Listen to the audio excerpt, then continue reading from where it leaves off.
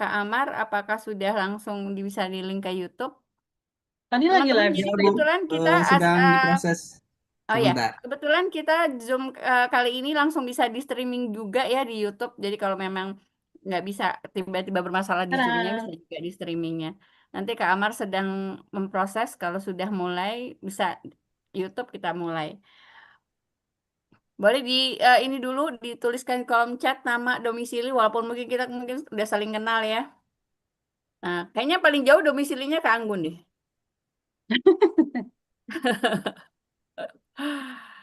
Nah, bisa saling mengenal. Silakan dituliskan dulu di kolom chat sambil menunggu Kak Amar ngelink ke YouTube. Silakan dituliskan nama domisili.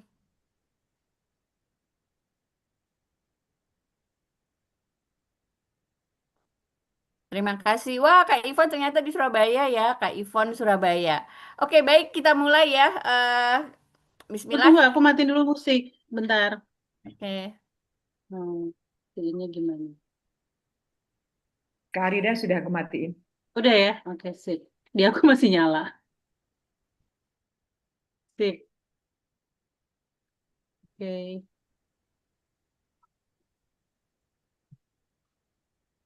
Baik, Assalamualaikum warahmatullahi wabarakatuh.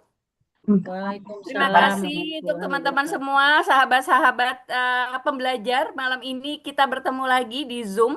Kali ini terkait dengan launching buku di tepat di Hari Sumpah Pemuda gitu ya.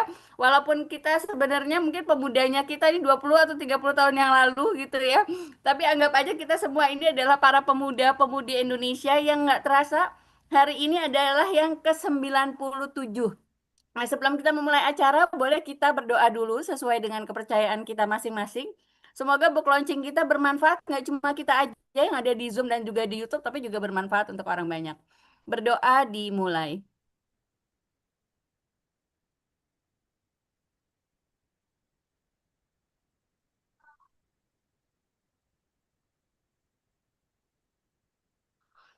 Berdoa selesai.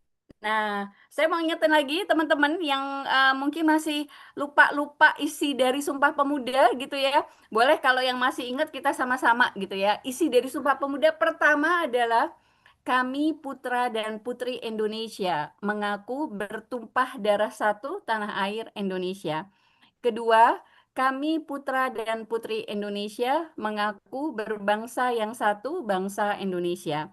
Ketiga, kami putra dan putri Indonesia menjunjung bahasa persatuan bahasa Indonesia.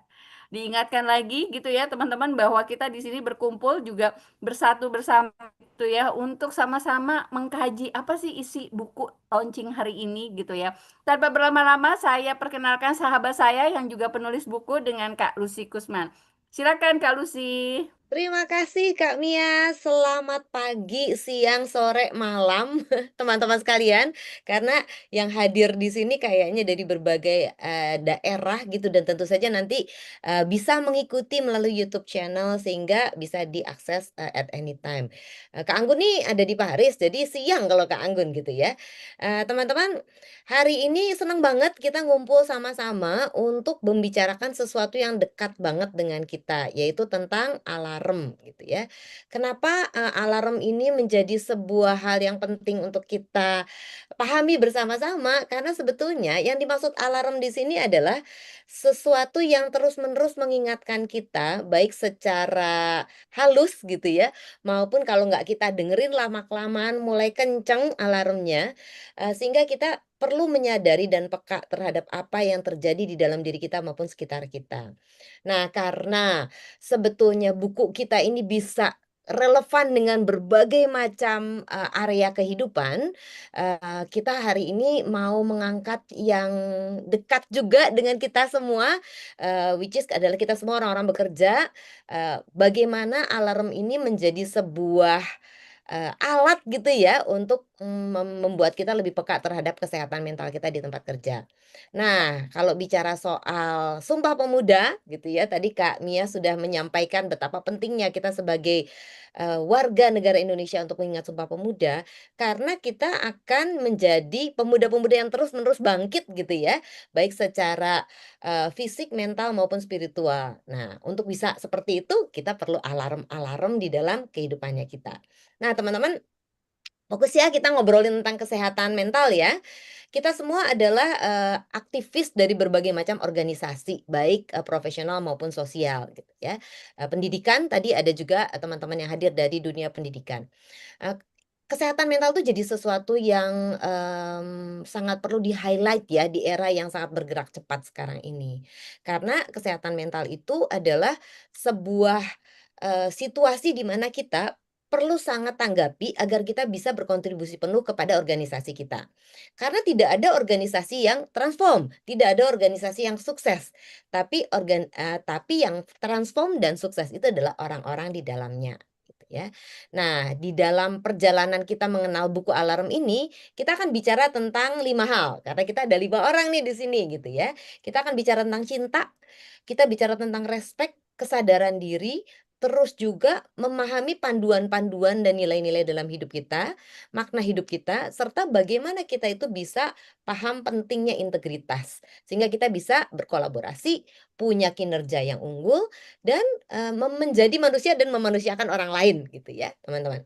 Sedikit aja dari beberapa data-data gitu ya, saya ingin mengajak, teman-teman sekalian untuk memahami bahwa sebetulnya kalau bicara soal, alarm itu adalah sesuatu yang membangunkan kita gitu ya, membuat kita peka terhadap apa yang terjadi di dalam tubuh pikiran kita dan, membuat kita juga jadinya peka terhadap apa yang terjadi di sekitar kita, baik rekan-rekan kerja kita maupun apa yang terjadi di organisasi dan dunia sekitar kita. Beberapa fakta yang bisa menguatkan adalah karena kita tuh orang yang sangat sibuk ya, sehari-hari gitu ya, seringkali kita berjalan begitu saja, tidak memahami bahwa apa yang kita kerjakan, kita lakukan itu diam-diam membuat kita jadi stres gitu ya.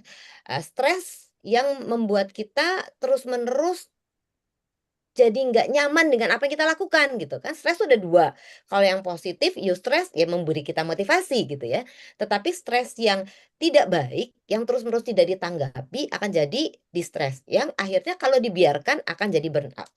Kalau udah burnout lama-kelamaan mengganggu kesehatan mental kita. Maka kami berlima ini pengen mengingatkan teman-teman sekalian betapa pentingnya untuk peka terhadap apa yang terjadi di dalam diri kita, pikiran, perasaan, tindakan kita, supaya kita selalu punya wake up call gitu ya, untuk lebih eling, sadar, penuh cinta dan bersyukur terhadap apa yang sudah kita miliki.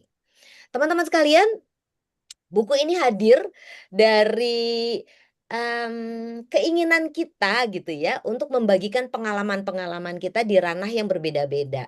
Ada Kak Anggi yang hidupnya dari negara ke negara gitu ya, bekerja sebagai psikolog gitu ya dan juga, berkeliling untuk membantu banyak orang di, berbagai ranah, dunia ini gitu.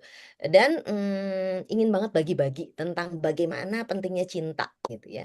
Kemudian ada Kak Arida yang juga selalu mengingatkan kita-kita dan pengen mengingatkan lebih banyak orang lagi tentang pentingnya kesadaran-kesadaran. Being mindful sehingga kita tidak luput dari alarm yang terus-menerus berbunyi tapi tidak kita, perhatikan. Ada Kak Rum di sini gitu ya.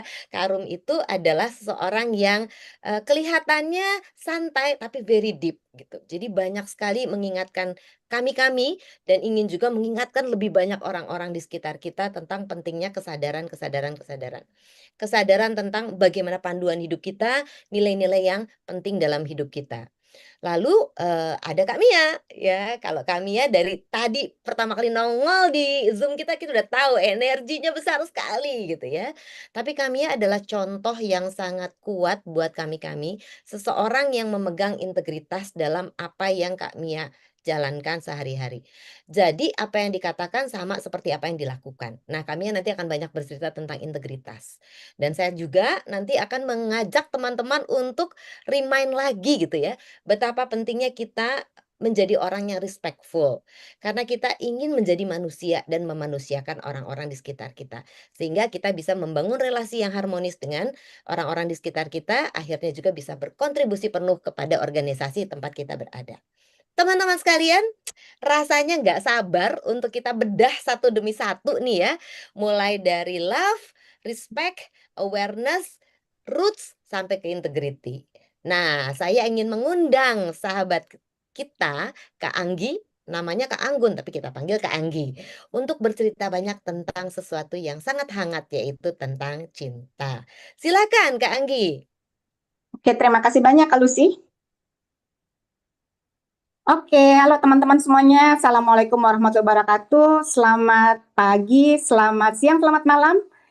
Khususnya selamat malam teman-teman di Jakarta dan di seluruh pelosok tanah air yang di YouTube juga. Senang sekali bisa berkumpul lagi di sini. Seperti yang tadi Kak Lucy bilang, kalau ngebahas soal cinta nih, terdengar sangat sederhana gitu ya, sangat klise, tapi ternyata kita setiap hari itu membutuhkan yang namanya cinta. Cinta itu tindakan yang kita sadari, tindakan yang merupakan kata kerja, jadi bukan cuma sekedar rasa. Kata Eric Fromm, cinta itu harus atau perlu dipelajari dan dipraktikkan. Jadi tidak tiba-tiba cinta itu hadir.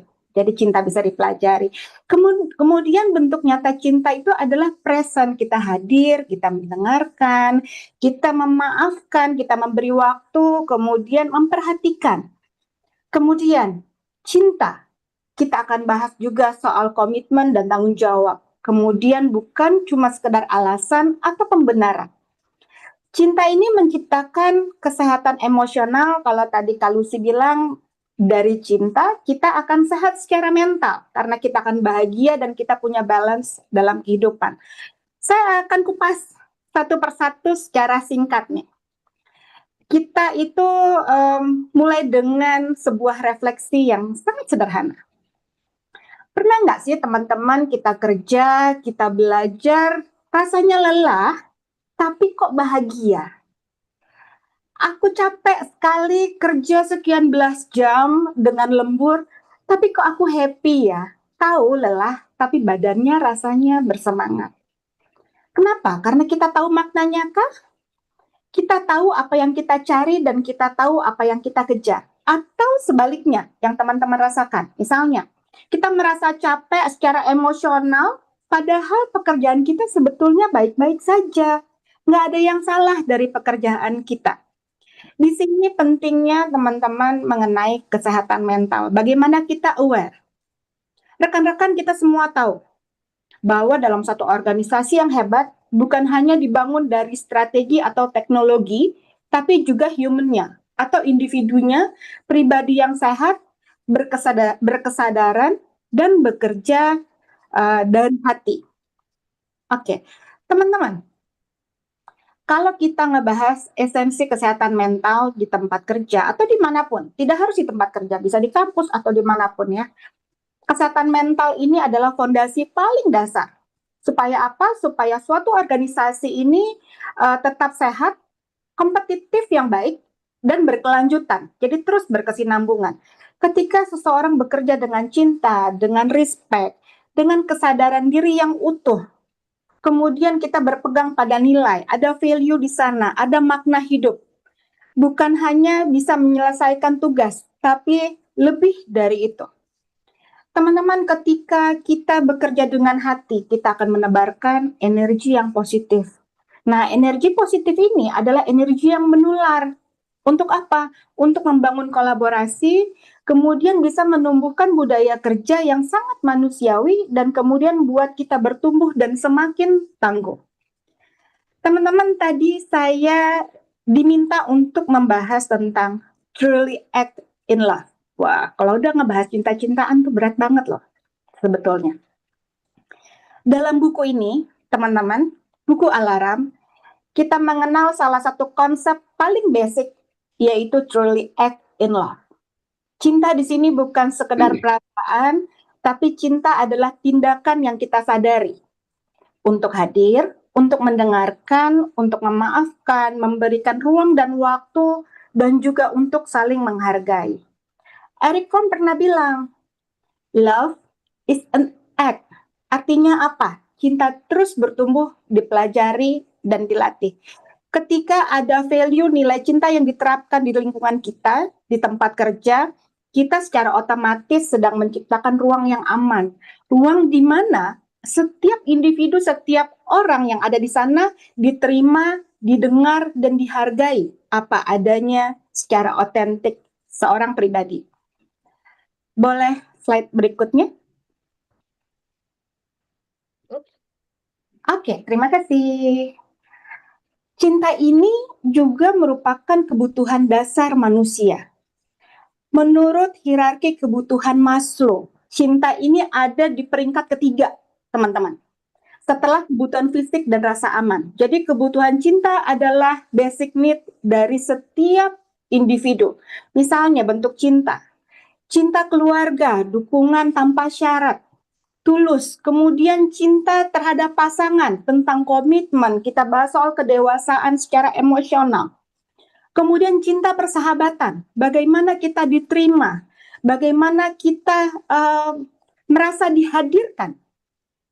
Kemudian, bagaimana kita berada di lingkungan sosial, merasa diterima, tentang empati dan solidaritas. Di sini, Abraham Maslow membahas tentang dua jenis cinta, de-love atau deficiency love, cinta yang kurang atau kurang cinta. Untuk bahasa anak mudanya bucin ya, butuh cinta. Oke, jadi dia selalu butuh validasi. Kecenderungannya adalah egois. Dan ada juga yang namanya be-love atau being love. Di sini adalah cinta yang matang, memberi, menghargai, penuh empati, dan ada spiritualitas di sana. Saya bahas satu persatu ya, teman-teman, supaya kita sama-sama selaras dan paham tentang konsep ini. Be-love. Cinta yang karena kekurangan, butuh validasi, agak egosentris. Contohnya di lingkungan kerja. Biasanya pegawai atau karyawan yang bekerja ini ada hasrat atau keinginan untuk diakui, bukan karena panggilan hati.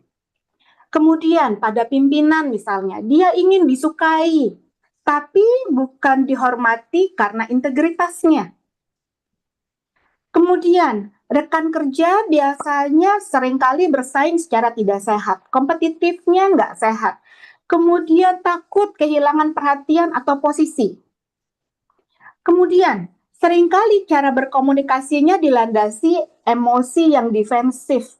Jadi gampang tersinggung, ada iri hati, dan seringkali merasa kurang dihargai, selalu kurang, gitu ya. Misalnya, contoh konkretnya begini. Seorang manajer nih. Seorang manajer yang selalu ingin hasil kerjanya dipuji oleh atasannya lagi. Jadi ketika dia tidak mendapatkan apresiasi, dia kesal, dia marah, dan kemudian mulai menyalah-nyalahkan tim kerjanya. Kenapa? Ia merasa tidak dilihat. Padahal tim kerjanya sudah bekerja dengan sangat keras, gitu ya. Di love ini dia bekerja karena butuh validasi. Bukan karena cinta pada proses setiap kerjanya dan tanggung jawab yang dia miliki. Kemudian nih, kalau karyawan lain ketika membantu rekan kerja, kemudian dia kecewa karena tidak diucapkan terima kasih. Saya dibantu oleh Kak Rum, terima kasih Kak Anggi, gitu, atau terima kasih Kak Rum. Atau di lain waktu, ketika Kak Rum lagi repot, saya tidak membantu. Kak Rum pamrih, wah dulu saya ngebantuin, kok kali ini saya tidak dibantu sih, gitu. Ini adalah contoh sederhana dari di-love. Jadi ada harapan di sana dibalas bukan karena tulus. Jadi di-love ini seringkali kaitannya dengan emosional.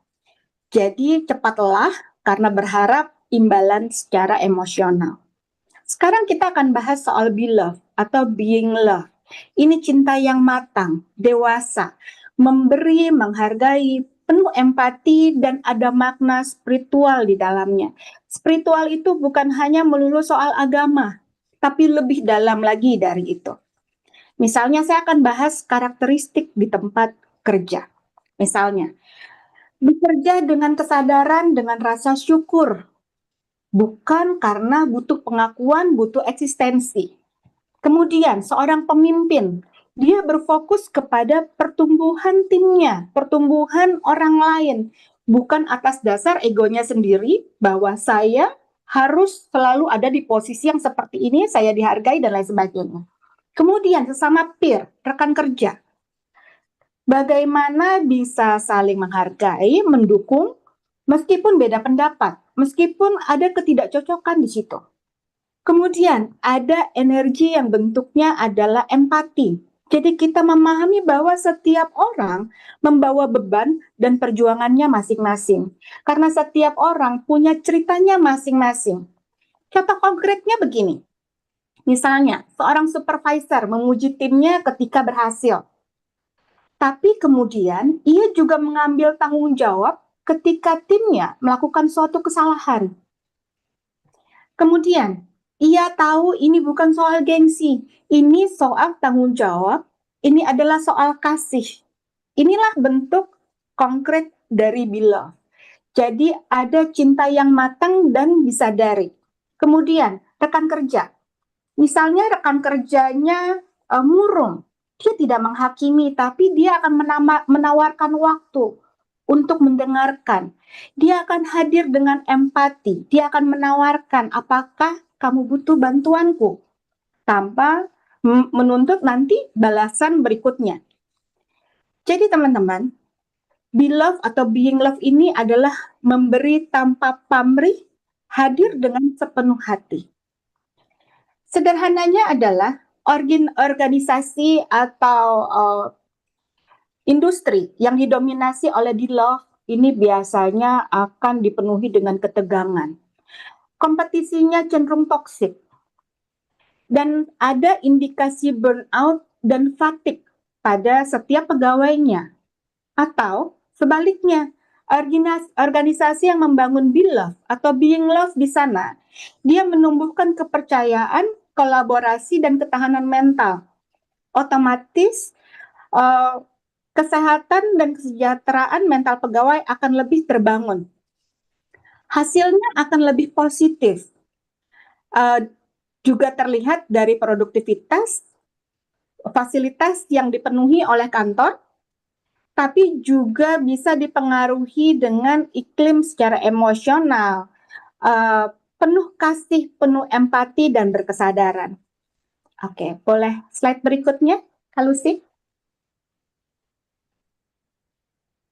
Teman-teman, ini yang tadi saya sampaikan di awal bahwa cinta itu perlu dilatih. Ada yang namanya empati aktif. Bagaimana kita bisa mendengarkan orang lain berbicara tanpa mendistract, kemudian sampaikan kepada orang tersebut, aku akan mendengarkan kamu. Dan tidak memvalidasi apapun ucapannya. Kemudian, memberi tanpa pamrih. Lakukan setiap kebaikan kecil yang sederhana saja. Setiap hari. Tanpa membalas, tanpa mengharapkan balasan apa-apa. Sesederhana, kita membiasakan diri dengan senyuman atau menyapa. Karena ternyata menyapa itu adalah hal penting untuk beberapa orang yang memang butuh divalidasi dengan sapaan.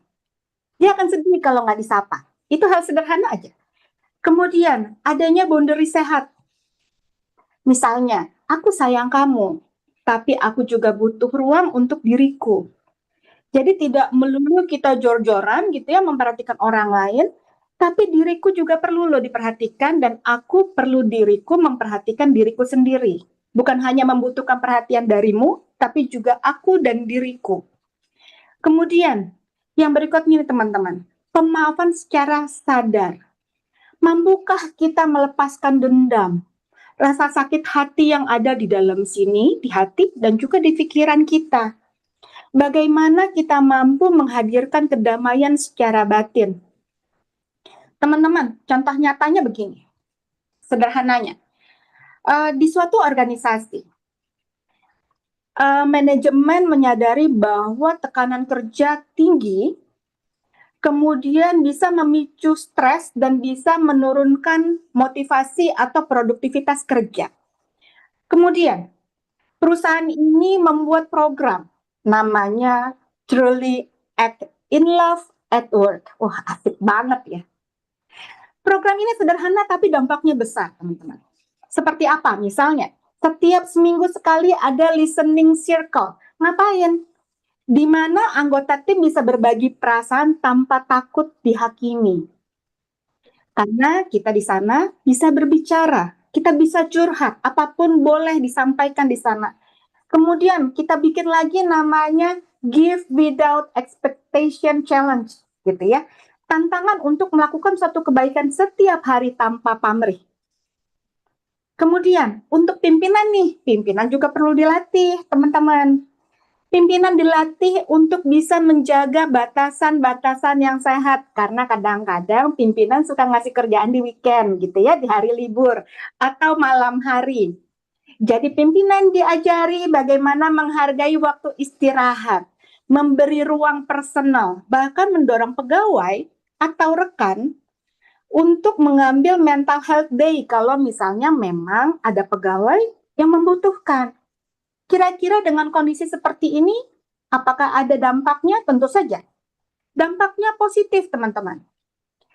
Andai kata hal ini dilakukan secara 6 bulan secara konsisten, maka produktivitas akan meningkat. Kemudian yang paling indah apa? Hubungan antar rekan kerja menjadi lebih hangat. Karena apa? Karena lebih manusiawi. Teman-teman, ini bukan suatu sistem yang baru, bukan juga karena teknologi, tapi kita tahu bagaimana memperlakukan antar individu. Teman-teman, sebelum saya tutup nih, di subbabnya saya ya, menjaga kesehatan mental ini tidak hanya berarti kita perlu istirahat, olahraga, meditasi. Itu penting banget, tapi ada yang lebih mendasar dari itu semua. Bagaimana cara kita memberikan cinta dengan memperlakukan satu sama lain, bagaimana memperlakukan secara adil terhadap diri kita sendiri. Teman-teman, bekerjalah dengan cinta, dengan respect, dengan kesadaran diri, pegang teguh nilai dan makna hidup yang kita yakini. Karena setiap energi positif akan tumbuh dari diri kita sendiri. Organisasi kita pun akan bertumbuh secara sehat, kompetitif, dan berkelanjutan. Oke, terima kasih teman-teman. Saya kembalikan ke Kak Lucy. Terima kasih Kak Anggi. Tuh kan teman-teman, kalau kita ngobrol sama para praktisi, itu menjadi sangat menyenangkan ya. Karena apa yang disampaikan itu bukan hanya teori-teori, tapi juga hasil dari observasi, observasi itu pengamatan ya, observasi dan pengamatan, hasil dari interaksi dengan berbagai macam orang yang kita temui setiap hari. Sehingga semua teori-teori itu bisa menjadi hidup gitu ya. Dan saya mau melanjutkan nih, kalau udah punya cinta-cinta, cia ya, mudah sekali kita masuk ke area yang namanya life with respect gitu ya teman-teman. Karena, respect itu sering kita dengar ya kalau di kehidupan kita sehari. Kita harus respect sama orang lain, kita harus respect sama orang lain. Tapi sebenarnya respect tuh apa sih gitu ya. Kalau saya melihatnya respect itu sesuatu yang, sangat luar biasa. Respect itu super power gitu. Karena dengan respect kita bisa mencapai sesuatu yang sangat-sangat diimpikan oleh semua orang, yaitu menjadi manusia dan memanusiakan manusia. Dan tentu untuk bisa memiliki respect harus punya cinta dulu ya Kak Agi ya, gitu ya. Harus punya cinta dulu. Nah, terutama tadi be love gitu. Kalau udah punya be love, respect lebih mudah, lebih mudah. Nah, teman-teman, kalau kita bicara soal kegiatan kita di korporasi atau dalam pekerjaan sehari-hari ya, menarik untuk melihat bahwa kita dituntut untuk mampu berkolaborasi dengan banyak orang. Dan kerinduan paling besar dari seorang leader adalah adanya engagement yang kuat di dalam organisasinya. Engage sama tim, engage sama the whole organization sehingga organisasi bisa bergerak bersama-sama mencapai tujuan yang diinginkan, visi misi organisasi tercapai. Nah, itu kan jadi harapannya orang-orang di dalam organisasi.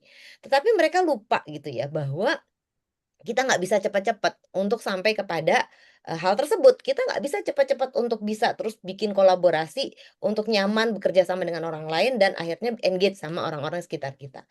Nomor satu adalah perlu kita belajar merespek diri kita dan orang lain gitu. Basisnya itu. Ada banyak ya studi gitu. Saya pengen menyampaikan 2 hal aja nih teman-teman. Yang pertama ini, respect itu bukan suatu yang old fashion gitu ya, bukan miliknya orang tua-tua gitu ya. Tapi respect itu adalah kekuatan yang luar biasa yang diam gitu ya di dalam diri kita, tapi membuat kita jadi manusia gitu. Nah, teman-teman, ada studi yang dilakukan oleh Harvard University 75 tahun dan kemudian diteruskan jadi 85 tahun studi di Harvard University ini. Mencari tahu sebetulnya apa sih yang membuat orang itu menjadi sukses, bahagia, sehat ya. Ternyata hasilnya orang menjadi damai, bahagia, sukses, sehat itu adalah ketika mereka memiliki relasi yang harmonis dengan orang-orang di sekitarnya, terutama dengan orang-orang yang dekat dengan mereka. Nah, supaya kita bisa punya relasi yang dekat dengan relasi yang harmonis dengan orang-orang yang dekat dengan kita, of course kita harus saling merespek ya. Google melakukan studi juga nih. Sebetulnya apa sih yang bikin tim itu menjadi tim yang perform gitu ya, berkinerja tinggi dan bisa menghadapi tantangan apapun. Apa sih rahasianya?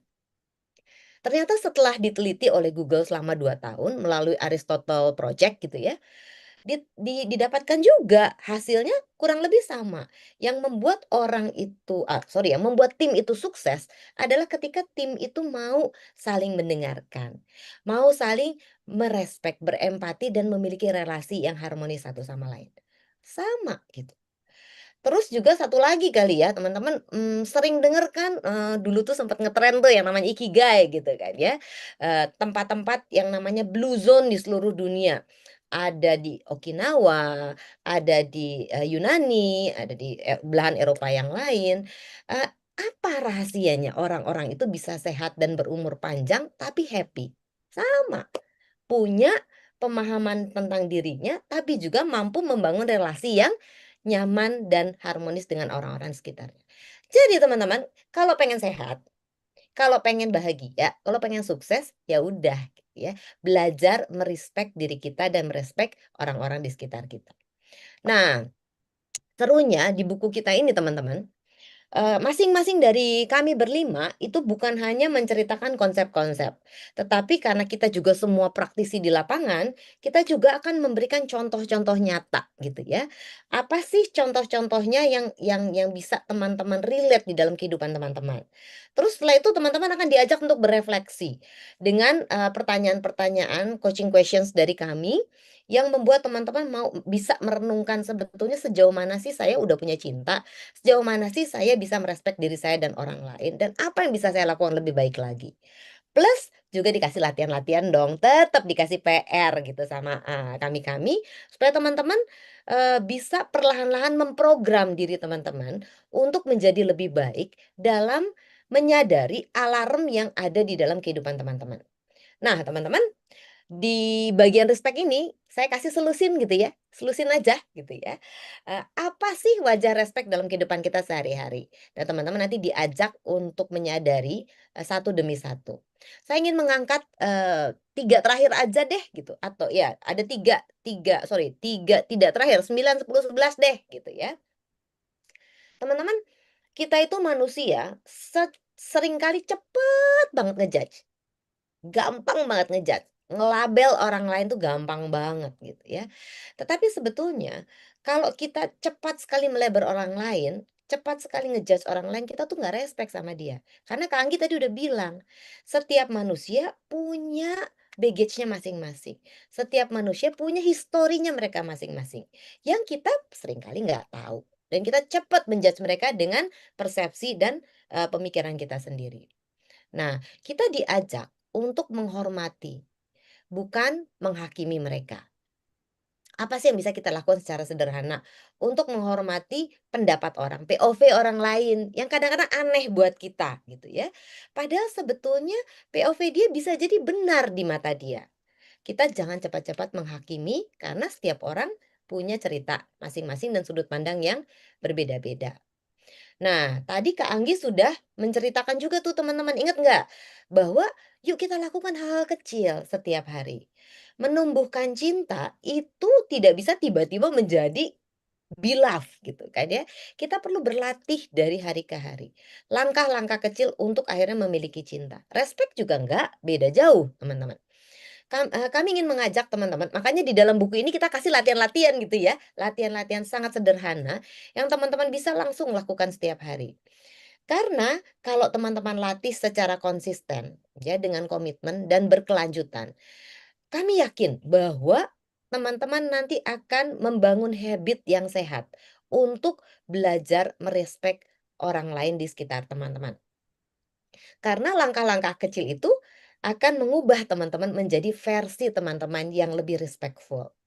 Kalau itu teman-teman sudah dapatkan, maka dampaknya akan sangat luar biasa. Teman-teman belajar dan akhirnya mampu untuk merespek diri sendiri dan orang-orang di sekitar teman-teman. Nah, impact-nya apa? Kepada diri teman-teman, tapi kepada timnya teman-teman di kantor, juga kepada organisasi di mana teman-teman berada.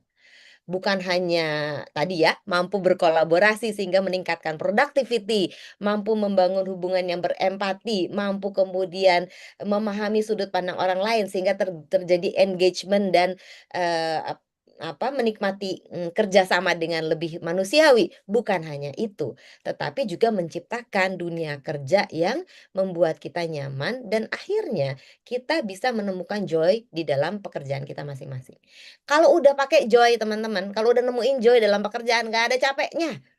Nggak ada yang namanya lelahnya tantangan seperti apapun bisa kita hadapi. Nah, harapan kita seperti itu. Ya teman-teman. Nah kan, when respect become a habit, harmony becomes a culture. Jadi itu yang kita inginkan teman-teman. Nah, yuk praktisnya apa? Udahlah ya, kita udah kasih di buku kita teman-teman. Ya, jadi teman-teman nanti akan dipandu dari hari ke hari apa yang bisa teman-teman lakukan. PR-nya dari kami cuma satu sih, sadari gitu ya, apa yang perlu teman-teman perbaiki di dalam diri teman-teman. Kemudian lakukan sesuatu, do something. Kalau udah sadari, lakukan sesuatu, cepat-cepat lakukan sesuatu. Jangan biarkan kita tidak mendengarkan alarm kita, gitu ya. Nah, teman-teman, ternyata dalam kehidupan kita ini yang namanya kesadaran itu bukan sesuatu yang otomatis bisa kita miliki gitu ya. Banyak orang hidup di dalam lingkaran rutinitas gitu ya, yang kemudian membuat kita melakukan segala sesuatu secara autopilot. Serem, kita jadinya nggak sadar terhadap apa yang kita pikirkan, rasakan, kita tidak sadar terhadap sinyal-sinyal di dalam tubuh kita tidak sadar terhadap apa yang terjadi di sekitar kita. Kita segitu fokusnya mengejar sesuatu yang kita pikir penting. Nah, oleh karena itu, kita mau belajar tentang bagaimana lebih mindful, lebih sadar terhadap apa yang terjadi di dalam diri kita dan sekitar kita. Kalau ngomongin mindfulness, kita punya ahlinya di sini nih. Nah, saya mau mengundang Kak Arida nih untuk bicara tentang awareness gitu ya. Monggo Kak Arida, yuk kita ajak teman-teman lebih menyadari banyak hal di dalam kehidupan mereka dengan cara-cara yang sederhana. Monggo Kak Arida. Halo teman-teman, makasih Kak Lucy, makasih Kak Anggun. Ya, selamat malam ya semuanya ya. Assalamualaikum warahmatullahi wabarakatuh. Tadi udah panjang dan menarik banget ya penjelasannya. Bab saya ini tentang kesadaran ya, tentang mindfulness. Karena kalau menurut saya tuh ya kesadaran itu sesuatu yang sebetulnya kita alami sih setiap hari. Cuman kita nggak menyadari kesadarannya tuh nempel kemana gitu kira-kira. Apakah terbawa-bawa sama emosi kita atau apa gitu ya. Nah, balik sini ya. Jadi, kalau kita tidak hidup dengan sadar, itu kita mungkin akan mengalami ini. Dan ini mungkin teman-teman ada yang mengalami ya. Karena saking cepatnya tadi ya kehidupan kita, sibuk banget di kantor, banyak banget harapan. Belum lagi kalau melihat sosial media itu, wah si A dia udah jalan-jalan ke Paris, si B, wah dia lagi ngajar di Kalimantan gitu ya. Di Kalimantan ya, Karum ya. Jadi kita Ya, jadi ya. suka membandingkan ya. Jadi kita bisa stres sendiri tuh karena tuntutan gitu. Kita ngerasa wah kok aku belum apa-apa ya gitu ya. Jadi kita bisa stres sendiri gitu ya. Dan itu dialami banyak sama kita sekarang karena sosial media. Belum lagi perubahan teknologi dan sebagainya ya. Belum lagi di kantor disuruh multitasking, disuruh mengerjakan A sama B. Pokoknya di dalam apa namanya rekrutmen udah dibilangin kamu harus sanggup multitasking katanya begitu ya. Aduh, pusing deh belum apa-apa ya. Nah, ini semua bisa bikin kita emosi kita jadinya jadi nggak karuan ya, galau, frustrasi, pengen marah gitu rasanya. Nah, ini semua kan sesuatu yang tidak nyaman ya, yang nggak enak gitu. Nah, sebenarnya yang nggak enak itu sebenarnya adalah alarm. Udah mulai nih masuk ke alam. Masalahnya tadi yang kata Kak Lucy tadi, kita nyadarin nggak sih alam ini atau kita malah sibuk nyalahin keadaan di luar sana. Bos saya sih begini, ini sih begini, orang tua saya sih begini. Jadi kita sibuk nyalahin keluar ya, bukannya melihat ke dalam. Nah, alam ini dalam kesadaran itu kita diajak melihat ke dalam diri kita. Apa yang bisa kita sadari di dalam diri kita. Nextnya. Nah, jadi harus gimana? Nah, kalau saya sih pendeknya harus belajar mindfulness ya. Artinya kita perlu kembali kepada kesadarannya kita nih. Kesadaran kita di mana kita berdiri itu tidak melekat sama pikiran kita, sama emosi kita, sama peran kita, sama tugas kita. Ada waktu di mana kita jeda, diam ya. Kita diam karena mindfulness itu artinya kita sadar sama apa yang sedang kita alami. Aduh, saya kok merasanya deg-degan ya. Kok aku kesel ya sama si A. Kok aku pikirannya tuh overthinking banget gitu. Nah, itu kita perlu diam dulu untuk menyadari kita sedang mengalami apa sih saat ini tanpa menilai, tanpa judging. Judging ke dalam maupun judging keluar. Itu kita cegah dulu ya, kita diam dulu sebentar, sejenak. Kita coba kembali kepada kesadaran kita dan ini dulu, jangan ikuti dulu tuh semua pikiran kita yang lagi marah-marah, lagi kesal dan sebagainya gitu ya. Kita berhenti dulu dari itu semua, mengambil jarak dulu. Kira-kira mindfulness tuh seperti itu ya. Dan ini perlu latihan. Kenapa? Saking kita udah saking terserapnya di dalam peran kita, dalam masalah kita, dalam cita-cita kita dan sebagainya, dan kita mau bergerak cepat ke sana, dan itu akhirnya kita jadi stres gitu ya, bisa kayak gitu ya. Jadi ini kita memang diajak untuk oke, coba berhenti dulu. Berhenti dulu, alamnya udah bunyi, coba kita berhenti dulu. Kira-kira gitu ya. Oke, nextnya ya. Nah, ini sebelum how to-nya nih ya, ini ada beberapa prinsipnya aja sih supaya menyamakan juga ya dengan tadi yang Kak Lucy dengan Kak Anggun bilang ya. Jadi kesadaran itu sebetulnya kunci hidup untuk utuh. Tadi, kalau kita mau utuh, berarti tuh bukan berarti kita harus mengejar sesuatu. Karena nanti kita baru happy kalau promosi, kalau menikah, kalau apa gitu. Jangan, kita tuh inginnya saat ini bisa nggak saya bahagia di saat ini? Coba kalau misalnya kita pikirin nih, seharian ini sudah mengalami apa yang membahagiakan? Banyak nggak? Coba apa? Coba kalau misalnya teman-teman mau ya tulis di chat ya. Hari ini dari pagi sampai malam ada nggak pengalaman yang sudah bisa bikin kita bahagia? Ya kalau saya tuh tadi seneng karena bisa jemput anak-anak sekolah. Itu sesuatu banget gitu ya. Seneng banget kan lihat mereka tersenyum gitu. Lihat ibunya menjemput. Nah bisa cium anak ya. Itu sebenarnya sesuatu banget kalau kita present di situ. Menghargai dan mensyukuri. Nah, itu nyambung sih dengan yang nomor dua. Seharian ini kita hidupnya autopilot nggak? Ya, bangun pagi, naik mobil atau naik apa, naik kereta, desek-desekan. Udah gitu kita cepet-cepet ngambil sarapan di jalan, langsung kerja, gini, tugas 1, 2, 3, makan siang, pulang, besok diulang lagi. Dan apakah kita feel happy dengan seperti itu? Sempat nggak untuk menghargai ya pengalaman baik kita di hari itu gitu.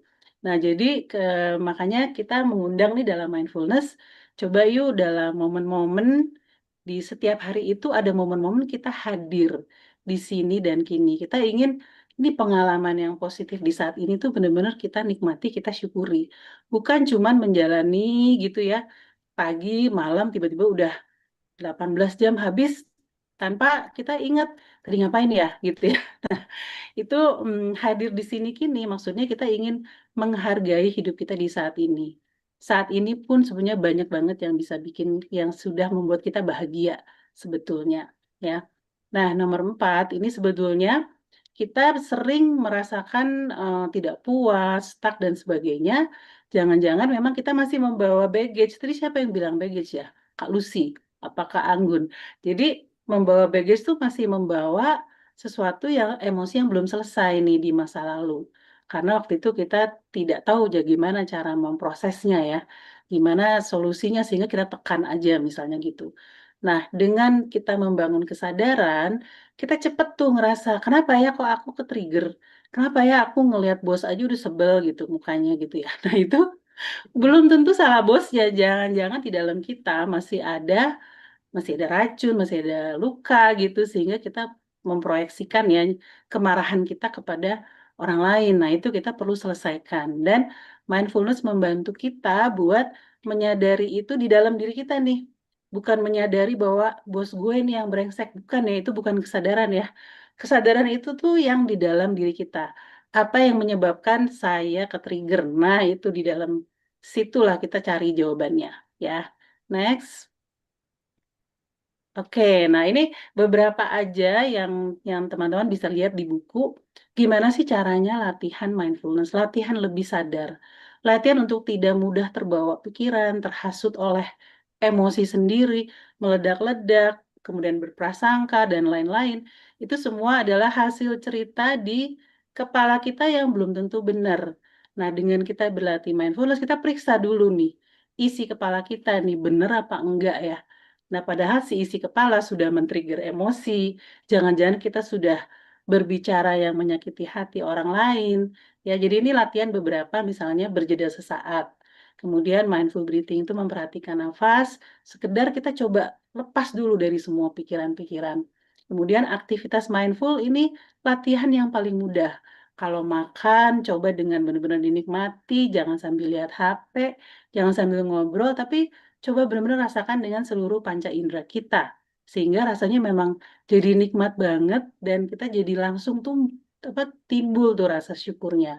Tanpa kita harus kayak, alhamdulillah nih makanannya enak. Enggak, tapi benar-benar syukurnya datang dari tasting the food gitu kira-kira.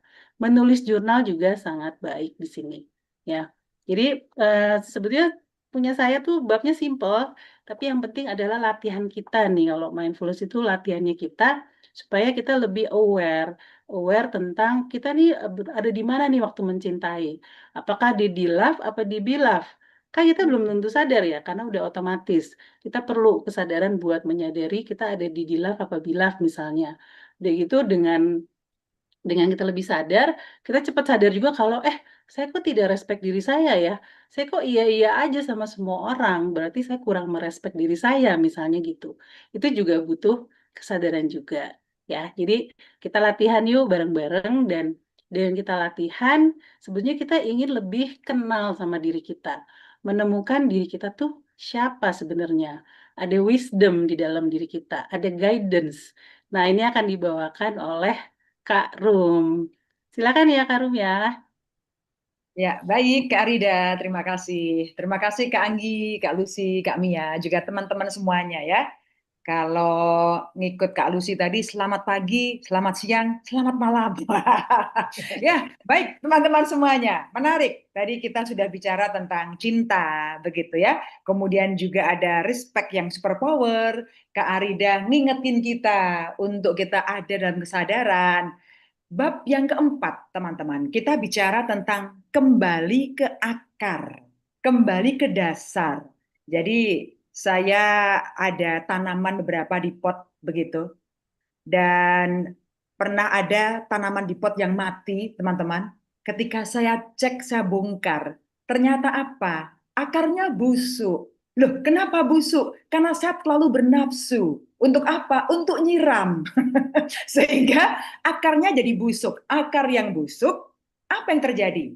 yo mati gitu ya. Tanamannya mati dan saat itu tidak bisa terselamatkan. Nah, kembali ke akar, teman-teman, ini mengajak kita untuk grounding gitu ya, untuk memahami bahwa dalam hidup kita ini segala sesuatu diciptakan untuk sebuah tujuan. Nah, contoh nih, tadi saya nyatet yang disampaikan Kak Anggi, Kak Lucy, Kak Arida, Kak Mia. Saya punya ballpoint, teman-teman. Nggak terlalu kelihatan, nggak apa-apa. Ada ballpoint. Untuk apa ballpoint ini diciptakan? Kan begitu, ya kan? Karena kalau kita bicara dalam hidup, segala sesuatu diciptakan untuk sebuah tujuan. Contoh ballpoint, apa ini? Oh, untuk nulis, gitu. Nulis apa? Kalau zaman-zaman saya muda dulu, nulis surat cinta. Wow, sekarang mana ada surat cinta? Ya, yang ada tinggal WA saja gitu. Tapi ini untuk menulis. Digunakan untuk tanda tangan, cek asik. Misalnya ya, teman-teman, kwitansi asik. Apapun itu, ballpoint diciptakan untuk tujuan. Bagaimana seandainya saya lagi jengkel sama seorang, lalu saya lempar dengan ballpoint ini, misalnya ya teman-teman ya, kan jadi berubah dia, keluar dari tujuannya. Sama seperti hanya buku alarm misalnya ya. Untuk apa? Oh, dibaca, dipraktekkan. Oh iya, ini mesti dilatih nih kesadaran. Kalau saya lagi marah, apa yang saya lakukan? Buku ini bisa untuk dilempar, tapi jangan ya, sayang. Tapi artinya adalah tujuan itu bisa menyimpang dari tujuan awal diciptakan. Jadi teman-teman, kita pun bisa menyimpang dari tujuan awal diciptakan. Nah, memahami tujuan kita, mengenal, memahami, mengikuti apa sih yang menjadi purpose tujuan kita, itu akan memberi kita manfaat. Untuk siapa? Tentu untuk diri kita sendiri, gitu ya. Siapa lagi? Ya, lingkungan kita dulu nih, keluarga. Ya kan? Kemudian apa? Kita bekerja loh di pekerjaan, ke atasan kita, ke tim kita, ke divisi-divisi yang berbeda, ke komunitas-komunitas dan seterusnya. Artinya, memahami bahwa aku diciptakan untuk sesuatu yang baik, untuk memberikan kebaikan bagi orang lain. Ya, itu akan membawa kita menyadari bahwa aku berguna loh, aku bermanfaat loh. Aku perlu untuk mencintai diriku sendiri loh. Iya, sebelum respect orang lain, aku respect loh ke diriku sendiri. Oh iya, sadar. Kalau kata Kak Arida, aku sadar loh, aku bete banget nih sama atasanku yang nyebelin. Ya, tapi kata Kak Arida, kesadarannya bukan itu. Sadar bahwa aku apa ya yang bisa aku perbaiki. Jadi teman-teman, kembali ke akar. Yang memberikan kita pertumbuhan, yang memberikan kita kehidupan adalah mengenal, memahami apa maknaku untuk kita bisa beri manfaat. Dan kita juga punya nilai-nilai, begitu, kesadaran, values yang menjadi penuntun arah, menjadi guidance kita. Hari ini kita merayakan Sumpah Pemuda, gitu ya teman-teman. Kita punya Pancasila. Pancasila adalah guidance, nilai, values yang kita yakini untuk kita sebagai bangsa Indonesia. Nah, kita punya nilai apa, values apa dalam diri kita?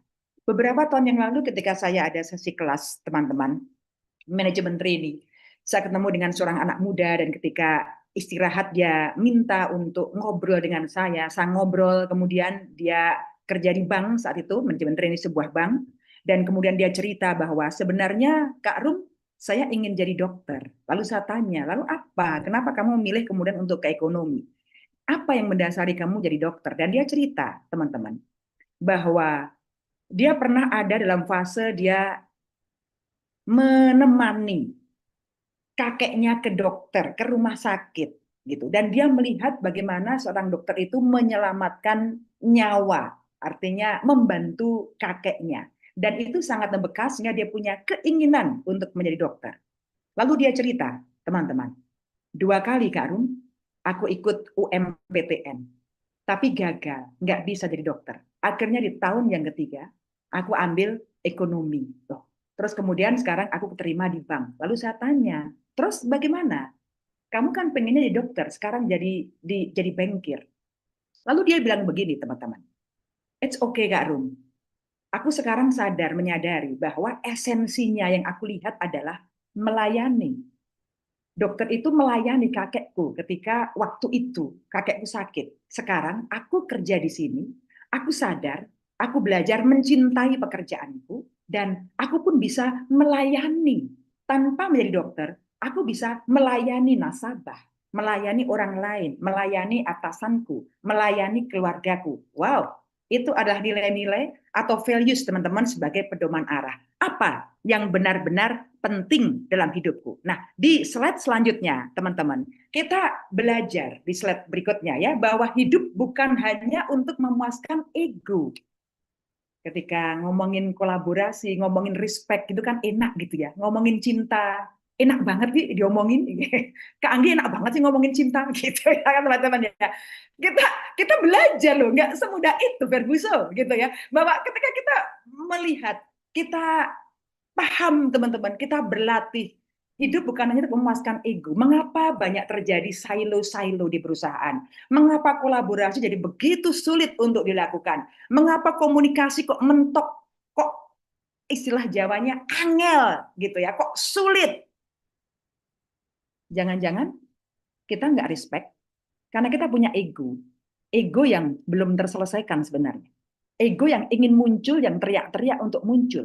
Teman-teman, kita terkoneksi dengan setiap hasil penciptaan, dengan dengan mentang-mentang saya ada kucing ya, dengan makhluk hidup, dengan tumbuhan, dengan hewan, dengan apapun. Dan spiritualitas, tadi Kak Anggi menyampaikan spiritualitas, bukan bicara tentang agama gitu, tapi kita belajar ada kerendahan hati. Kita menyadari kita terbatas. Walau terbatas, kita menyadari pencipta tanpa batas, tidak terbatas. Sehingga kita berharga. Bahwa ketika hidup kita ada dalam tantangan, kesulitan, itu bukan akhir segalanya loh.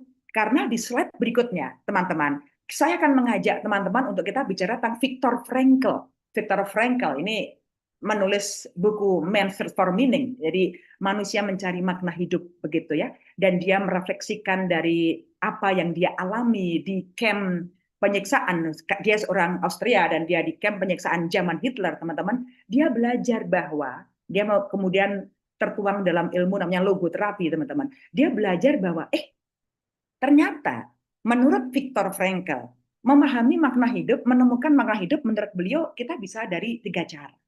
Yang pertama adalah melalui karya atau kontribusi. Ya Kak Rum, tapi kan aku bukan artis, aku bukan musisi, aku bukan aktor, aku bukan pelukis, aku bukan penulis buku. Karya seperti apa? Setiap yang kita lakukan karya ya teman-teman. Mencuci piring adalah sebuah karya loh. Membantu teman kita di pekerjaan ketika dia butuh bantuan, itu sebuah karya loh. Itu bagian dari kita memberikan kontribusi juga loh. Menurut Viktor Frankl itu creative values, sesuatu yang kita berikan, kita ciptakan. Kita memberikan telinga untuk mendengarkan. Itu karya loh. Itu kontribusi untuk orang lain loh. Kemudian Viktor juga menyampaikan melalui pengalaman atau hubungan. Kita terkoneksi. Dan terkoneksi selalu didasari oleh apa? Ada cinta di sana. Ada respect di sana. Ada kesadaran di sana. Pengalaman, hubungan. Nggak mudah loh. Ternyata iya, siapa yang bilang mudah siapa? Ya, tapi kita belajar gitu dari sana. Dan kemudian menurut Viktor yang ketiga adalah melalui cara kita menghadapi tantangan-tantangan atau penderitaan-penderitaan, ternyata di situ kita belajar. Karena kita berdoa pada Tuhan, Tuhan beri aku kesabaran gitu. Ternyata ketemunya orang nyebelin. Gimana lingkungan toksik amat ini? Oh, itu kan minta kesabaran. Jadi kasih yang toksik biar kamu berlatih sabar. Gitu ya teman-teman. Jadi menurut Viktor Frankl, menghadapi penderitaan tantangan itu juga merupakan cara untuk kita menemukan makna hidup. Teman-teman di bab saya akan akhiri dengan kita belajar untuk merefleksikan begitu ya teman-teman, apa yang kita pelajari dan apa yang menjadi tantangan kita, apa yang dapat kita praktekkan sehari-hari, 1 atau 2 hal, tapi itu kita lakukan jauh lebih berharga daripada pengen banyak hal, tapi tidak kita lakukan sama sekali. Jadi, dan itu semua mendasari teman-teman, bahwa hidup seperti itu perlu memiliki hidup yang punya integritas, perlu hidup yang kita benar-benar berpegang pada hal-hal yang kita yakini dan melakukannya. Dan hidup yang berintegritas, bergerak secara dengan integriti, akan disampaikan oleh Kak Mia. Silakan Kak Mia. Baik, terima kasih. Wow, keren-keren banget ya gitu. Seneng banget teman-teman yang masih bergabung di sini di hari Selasa, selalu semangat tanpa putus asa ya. Mendengarkan dari tadi sampai menjelang jam 9 ya, nggak terasa. Oke, saya akan membahas Keep Moving with Integrity. Kalau menurut saya bicara buku alarm, bicara no integrity ini kayak alarm di ini ya, alarm di ambulan. Wah, apa tuh alarm ambulan? Karena ini adalah bicara integriti adalah hidup matinya kita, setuju nggak sih teman-teman? Karena kalau bicara alarm cuma jam aja tuh kayaknya cuma buat diri sendiri. Tapi kalau udah alarm ambulan, alarm sirene ambulan itu adalah hidup matinya kita. Kenapa bisa seperti itu gitu ya? Karena saya menulis buku ini terkait dengan alarm adalah singkatannya adalah dari kita berlima ya sahabat semuanya, yaitu dari Anggun, Lucy, Arida, Rom dan saya dengan Mia. Jadi saya di terakhir bukan karena jagoannya. Biasanya kalau film tuh terakhir ada jagoannya, tapi karena nama saya terakhir gitu. Nah, bicara integrity justru saya belajar dari teman-teman saya ini gitu ya, dari Kak Anggun, Kak Lucy, Kak Arida dan Kak Rom gitu. Nah, bicara alarm ini bagaimana kita bisa kalau menurut KBBI boleh dibantu sama nah, oke, bicara ke integritas menurut KBBI adalah berarti kita bermutu, seseorang yang bermutu. Bermutu ini bukan berarti kita berlima bermuka tua ya, gitu. Walaupun mungkin sebenarnya kita sudah bermuka tua gitu ya. Tapi bermutu ini bagaimana kita disatukan semuanya berlima. Dari sebelum pandemi ya sahabat semua, waktu itu kita ada di satu komunitas di university, kita memiliki integritasnya masing-masing di bidangnya masing-masing. Kenapa kita bisa saling solid gitu? Karena kita punya integritas di bidang masing-masing, punya sifat dan menunjukkan potensi gitu. Dan kenapa sih saya harus menjawab integritas ini di buku saya gitu? Karena saya sangat terkait dengan karir ya, karir konektor gitu ya. Kalau karir konektor tuh bisa jadi provokator, bisa jadi debt collector gitu ya, macam-macam. Nah, jadi kalau misalnya kita sendiri kalau merasa kita punya integritas atau enggak, pastikan bahwa kita adalah seseorang yang punya mutu, punya kualitas, punya sesuatu yang bisa diandalkan bukan untuk diri kita tapi juga untuk orang lain gitu. Nah, kita sering sekali bicara tadi Kak Rum bilang tadi bahwa kalau integritasnya adalah hari ini sangat hari Sumpah Pemuda. Tapi bisa jadi untuk orang-orang yang tidak berintegritas dalam tanda kutip, hari ini adalah hari Sampah Pemuda. Kenapa hari Sampah Pemuda? Karena pada dasarnya pengangguran kita semakin hari semakin banyak. Banyak anak-anak Gen Z yang mager, yang nggak mau berkarya gitu. Karena mereka lebih senang, aduh saya lebih senang di rumah aja karena semuanya serba serba nyaman gitu ya. Jadi kembali lagi integritas ini adalah bagaimana kita melakukan sesuatu startnya bukan untuk drama, bukan untuk mengejar kebahagiaan orang lain, tapi startnya adalah untuk diri kita sendiri. Nah, belajar lagi integritas dari sahabat-sahabat saya ini gitu ya. Jadi integritas itu nggak selalu semuanya harus diposting. Hal-hal kebaikan itu harus diketahui oleh dunia. Hal-hal kebaikan harus tahu bahwa ini saya yang terbaik di antara semua teman-teman gitu ya. Kalau bicara karir, integrity itu adalah sesuatu yang tidak selalu dikaitkan dengan wani piro gitu. Jadi integritas itu nggak selalu misalnya hitung-hitungannya rupiah gitu. Jadi apapun yang kita lakukan dan selalu berintegritas itu akhirnya nancep ke lingkungan kita sendiri gitu ya. Kalau misalnya integritas ini boleh dibantu lagi sama Kak Lucy. Integritas itu startnya adalah pastikan teman-teman gitu ya melakukan sesuatu itu secara konsisten apapun secara konsisten minimal satu hal. Contoh yang saya lakukan ya misalnya saya selalu konsisten setiap hari nulis buku gitu. Mungkin teman-teman setiap hari juga nulis buku, baca buku ya, minimal buku bank. Ya, kalau bukan buku yang bisa diperjualbelikan ya, minimal ada satu konsisten. Nah, ini juga sebenarnya ide menulis ini iseng-isengnya saya gitu, konsisten. Kita nulis buku yuk, kayaknya kita berlima nih cuma hahaha aja gitu ya. Kita melakukan sesuatu sampai akhirnya Kak Anggun udah dari negara satu harus pindah lagi ke Paris, tapi kita disatukan oleh buku ini gitu ya, dari konsisten. Dari menulis buku ini agak-agak narsis nggak apa-apa ya, karena narsis eksis bisnis ya. Oke. Dari sesuatu yang diandalkan konsisten gitu ya, saya melakukan menulis buku, akhirnya bisa diandalkan sama teman-teman. Dan diandalkan ini adalah karena mereka melihat kayaknya kalau yang disuruh masak nggak mungkin ya, nggak punya integritas di situ gitu. Tapi kalau misalnya menulis mungkin ada integritasnya sendiri. Jadi kalau teman-teman ngecek di Perpusnas ada nama saya, itu bisa kelihatan ya ada berapa buku yang udah saya bantu gitu. Nah selanjutnya akhirnya dari situ, dari sebuah konsisten, dari habit, dari kebiasaan, kita menjadi dapat diandalkan dan kita akhirnya menunjukkan kualitas dalam diri kita sendiri. Kalau bicara karir, kalau orang sudah berintegritas, kayak karena saya backgroundnya karir konektor, itu ujung-ujungnya kalau saya mencari candidate, itu saya nggak mencari lagi ijazahnya dari mana, lulusannya S1, S2, S3, S-teler, atau yang lain-lain gitu ya. Tapi seseorang yang berintegritas, walk the talk, apa yang dia omongkan dengan tindakan, pikiran, dan semuanya itu selaras. Jadi kalau udah bicara konsisten, udah bicara dapat diandalkan, bisa menjadi kualitas dalam dirinya udah keren, itu kita nggak mencari karir lagi. Karir is follow you. Setuju nggak sih teman-teman gitu ya? Nah di sini integritas ini memang nggak abrakadabra gitu ya, simsalabim, tapi punya proses, punya punya satu kebiasaan yang harus kita bangun terus-menerus. Makanya perlunya alarm gitu. Alarm ini adalah yang harus membangunkan kita setiap hari. Tadi saya coba rangkum dari semua diskusi kita pagi ya, malam ini tuh. Akhirnya bicara integritas, kalau bicara sama Kak Rum kelihatannya langsung bicara pagi-pagi terus soalnya ya. Oke, pertama kali kalau bicara integritas, startnya adalah segala sesuatunya kita bangun, apa tadi materinya dari Kak Anggi, adalah kita bangun dengan cinta gitu. Kalau kita udah cinta, apapun konsisten, kayaknya udah asik aja gitu ya. Jadi wake up for love. Nah, itu alarm pertamanya kita nih untuk bicara integritas. Kedua, pada saat kita membangun integritas diri kita adalah wake up for respect. Kita bangun rasa hormat kita. Pertama kali bangun rasa hormatnya bukan untuk orang lain, bukan untuk membahagiakan orang lain, tapi bangun rasa hormat pada diri kita sendiri dulu gitu ya. Saya misalnya, saya terima kasih kepada Mia yang sudah membantu saya, yang sudah eh, mendampingi saya menjalankan segala macam aktivitas gitu ya. Dari rasa hormat itu kita akan terpancar aura rasa hormat ke orang lain, ke lingkungan, ke atasan gitu ya.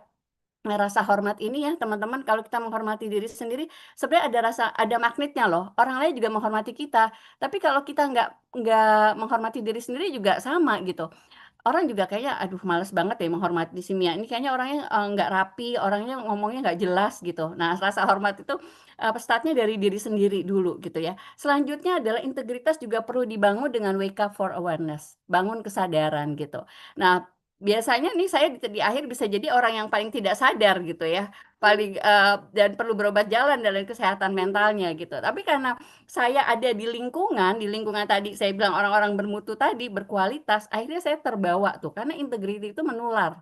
Integriti kesadarannya kita itu menular. Kalau agak-agak oleng-oleng dikit, agak-agak kurang eling, perlu healing, jangan jauh-jauh dari Kak Arida ya.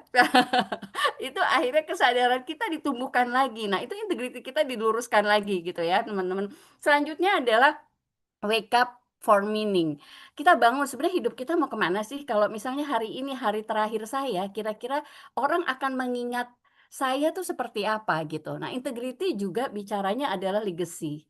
Legacy nama baik, legacy karya kita, legacy apa yang sudah kita lakukan dalam hidup kita gitu ya. Nah, baru selanjutnya kita benar-benar bisa melihat bahwa diri kita adalah berintegritas ya. Kembali lagi di materi saya di buku adalah bangun integritas. Bangun integritas di buku saya ada moving forward dan moving away. Saya nggak akan bahas banyak gitu ya.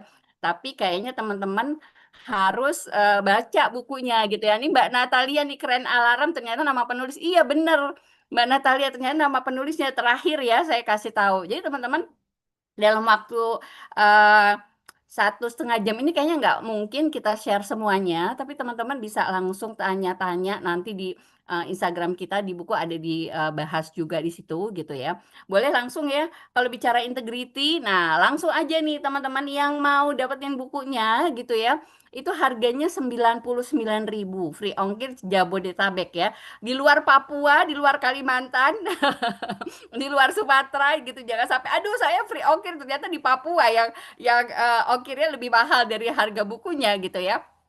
Kita buku ini adalah berdasarkan praktisi teman-teman, jadi bukan dalam tanda kutip jual ilmu, tapi kita jual pengalaman kita masing-masing dengan integritas kita masing-masing.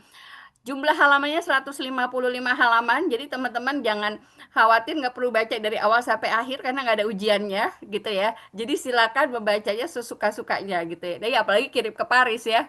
Kirim ke Parisnya pakai fax juga nggak bisa ya. Oke. Nah, jadi teman-teman yang mau seandainya mau mendapatkan bukunya bisa kontak ke HP saya gitu ya. Karena kemarin dari saya sharing Bitly-nya, kok nggak ada yang ngisi ya, tapi WA saya malah banyak gitu. Jadi kayaknya bisa jadi kita integritasnya udah bukan gaya-gaya Gen Z gitu ya. Bukan orang-orang yang manza, manzanya pakai Z ya, karena Gen Z. Jadi bisa langsung aja ke WA saya. Dan kita berlima juga terbuka bagi teman-teman yang ingin mengundang kita secara free gitu ya, mau sharing di komunitasnya. Tadi juga saya dan Kak Lucy sudah mengisi sebagai dosen tamu di LP3I. Karena bicara buku alarm ini tidak hanya untuk kesehatan mental, tapi juga bisa terkait untuk persiapan para mahasiswi untuk menghadapi tantangan di luar sana gitu ya. Terus juga kita bisa terapkan di perilaku organisasi, manajemen sumber daya manusia gitu, apapun gitu. Jadi nggak terbatas kita ada silaturahmi di sini hanya untuk launching buku. Mudah-mudahan silaturahminya berjalan terus gitu ya. Pastikan dengan integriti kembali lagi. Saya ingatkan ke teman-teman, career is follow you.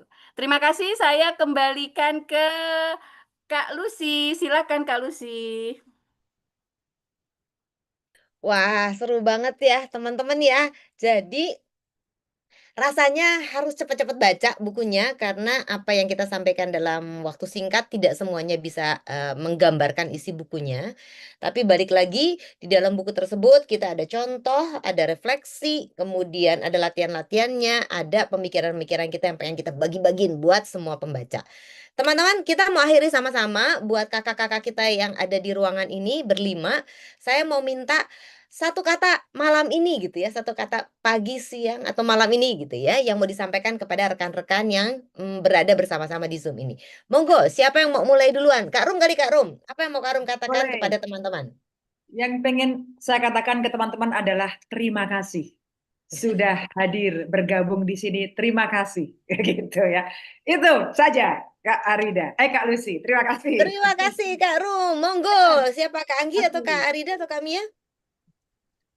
Oke, selanjutnya dari saya, jadikan pribadi kita menjadi pribadi yang berintegritas, karena dengan integritas menunjukkan mutu kita dan kualitas diri kita. Terima kasih. Terima kasih Kak Mia. Kak Anggun, Kak Anggun. Oke, saya mau bahas soal cinta yang utuh bukan tentang siapa yang pantas dicintai, tapi siapa dirimu saat mencintai. Asik. Terima kasih Kak Anggun. Kak Arida, silahkan. Oke, kalau saya mau mengajak sadar ya, karena sebenarnya banyak alam di sekitar kita. Alamnya bukan hanya yang nggak enak ya, tapi banyak alam yang baik juga. Alam yang bikin kita bersyukur tentang hidup ini, banyak banget berkah. Dan dengan bersyukur kita merasa hidup kita tuh udah baik. Dan bagaimana kita kemudian bisa menuju tadi melakukan apa yang memang kita diciptakan ya, purpose tadi yang Kak Rum bilang. Ya, jadi yuk lebih sadar supaya kita benar-benar bisa mendengarkan alam di sekitar kita yang tadi ya, yang mungkin trigger yang kita jadi harus periksa diri kita maupun yang positif yang bikin kita jadi bersyukur dan tetap berjalan dalam purpose-nya kita. Terima kasih ya semua Terima teman-teman. kasih Kak Arida. Oke, saya tutup ya teman-teman sekalian ya. Kalau dari saya, kata-kata pagi, siang, atau malam hari ini adalah semua perjalanan hidup kita itu selalu dimulai dengan satu langkah sederhana. Jadi teman-teman, hari ini mungkin teman-teman mendapatkan insight, mendapatkan pemikiran baru atau perasaan baru, mulailah mengambil action. Karena kata Albert Einstein, hanya orang gila sajalah yang hidupnya mau berubah, tapi melakukan hal yang sama. So start do something and become someone yang different, better dari hari ke hari. Terima kasih teman-teman untuk kebersamaan kita pada malam hari ini. Dulu foto. Kita foto Foto sama-sama dulu dong. ya. Boleh, boleh, boleh, boleh. Silakan. Gimana caranya nih? Kak Mia, Ini spotlight-nya dihilangin dulu kali ya. spotlightnya tolong Boleh, boleh dibubarin. dibantu Kita sama bisa Kak foto Amar bareng-bareng. fotonya. Hah? Dibantu sama Kak Amar. Oh, Kak Amar, boleh spotlightnya saya di. Oke. Nah, Siap kalau begitu. Teman-teman, silakan yang mau buka kamera yuk kita abadikan. Nah, udah ada Kak Santi, makasih sudah buka kamera. Siapa lagi yang Pak mau? Saidi, makasih Pak Say. Ya, Mas Guntur. Pak Guntur, makasih. Catur, makasih. Mas Agun, Pak Makasih Gatot. Bu Mbak Ratna, Ah, Ida. makasih. Kak Ipon. Pratna, makasih. Monggo teman-teman untuk yang mau buka kamera. Oh, ada Oke. Kak Sherly Kak Amar tuh. dikasih instruksinya. Shirley, selamat ya. Oke, sudah. Ada Pak Saidi dicari Pak Agus tuh. Oke, saya foto ya teman-teman. Ya. Senyumnya 1, 2. Tunggu dulu nih. Iya, 1, 2, cheese. Mana itu gimana nih? Sudah. Ada gaya nggak? Ada halaman kedua sudah? Sudah. Yang kedua, slide kedua ya. Hmm. Slide kedua, tunggu dulu. Oke, Hai Mbak Nurul. 1, 2, cheese. Oke, siap. Terima kasih Oke, banyak siap teman-teman. kalau begitu. Semuanya. Terima kasih. Sampai kita jumpa lagi semuanya. Selamat Ya, Terima malam. kasih. Terima Terima kasih. kasih banyak. Terima kasih banyak. Sama-sama Sampai Bu, ketemu terima lagi. kasih. Terima kasih sudah hadir. Sudah Terima hadir. kasih Makasih. semuanya. Ya, makasih banyak.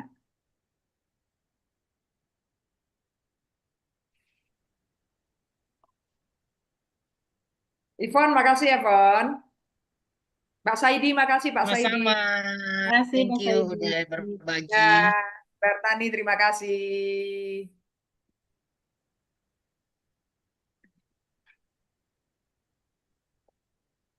Kita harus foto berlima ya, teman-teman ya. Ya. Sebentar ya. Ya, Terima kasih, Kak Ika.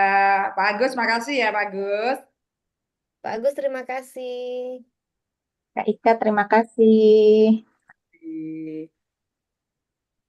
Kak Amar, jangan bisa di stop ya itunya YouTube-nya. Tapi Zoom-nya masih aku pakai. Kak Amar nggak apa-apa ya? Mau Oh diskusi? ya, baik Bu Mia, saya jadikan host aja ya nanti biar Ya. bisa. Ini Saya berarti matikan aku udah dulu. bisa langsung itu ya, bisa langsung lihat di YouTube ya? Ya, Ya, kita nanti udah sama bertelur share kan, Mas? ininya. Ya. Mudahan YouTube-nya kan? udah di off belum? YouTube-nya